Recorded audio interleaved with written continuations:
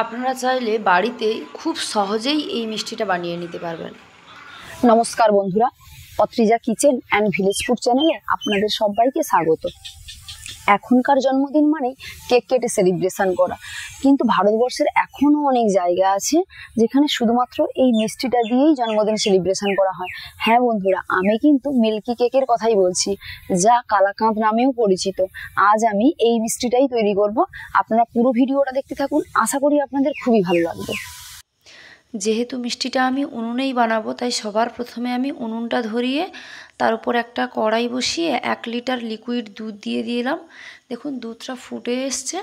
আমি এই দুধের উপরে একটা লেবু কেটে লেবুর রস দিয়ে দিচ্ছি ছানাটা কেটে নেওয়ার জন্য। একটা লেবু দিলেই হয়ে যাবে, তার কারণ এখন লেবুগুলো পেকে গেছে, তাই রসও অনেকটা থাকে। আর দেখুন আপনাদের সাথে কথা বলতে বলতে আমার ছানাটাও কেটে গেছে এখানে। এখন আমি এই ছানাটাকে নামিয়ে নেব একটা কড়াইয়ের মধ্যে।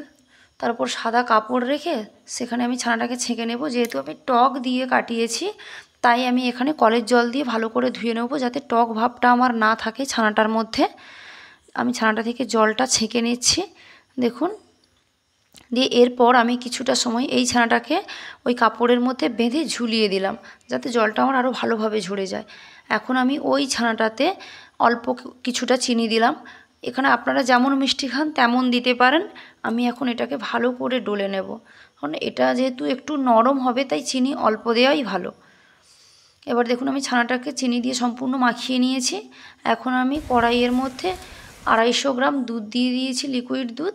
তাতে 3 চামচ গুঁড়ো দুধও দিয়েছি, 3টে এলাচ ছাড়িয়ে দিয়ে দিয়েছি।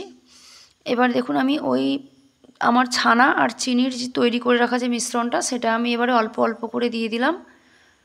দিয়ে আমি এবারে কড়াইটাতে এবার নাড়তে থাকবো কিছুটা সময়। আমি যেহেতু উনুনে করছি, তাই আমাকে কাঠের আঁচটাকে একদম বাড়ানো যাবে না, মাঝারি ধরনের রাখতে হবে। আমি ততক্ষণ পর্যন্ত এটাকে ফোটাতে থাকবো যতক্ষণ না পর্যন্ত আমার এটা একটু শক্ত থকথকে না হয়ে যায়। এবার দেখুন কত সুন্দর হয়ে গেছে আমার এটা ফুটে ফুটে। আর যেহেতু এটাই আমি এলাচ দিয়েছি, এর থেকে একটা সুগন্ধও কত সুন্দর বেরোচ্ছে। আর আমাদেরকে এটাকে একটু ভালো করে এদিক ওদিক করে রাখতে হবে, যাতে আমার কড়াইতে নিচে বসে না যায়। দেখুন আমার এটা একদম সংমিশ্রণটা কত সুন্দর হয়ে গেছে। আমি এবার এটাকে নামিয়ে নেব।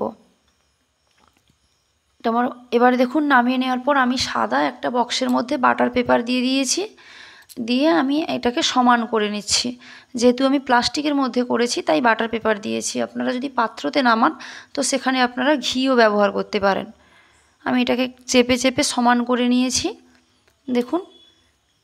দিয়ে আমি এবার আমার ছোট ছোট করে কেটে রাখা কাজু আর কিছুটা পেস্তা ওর ওপরে ছড়িয়ে দেব।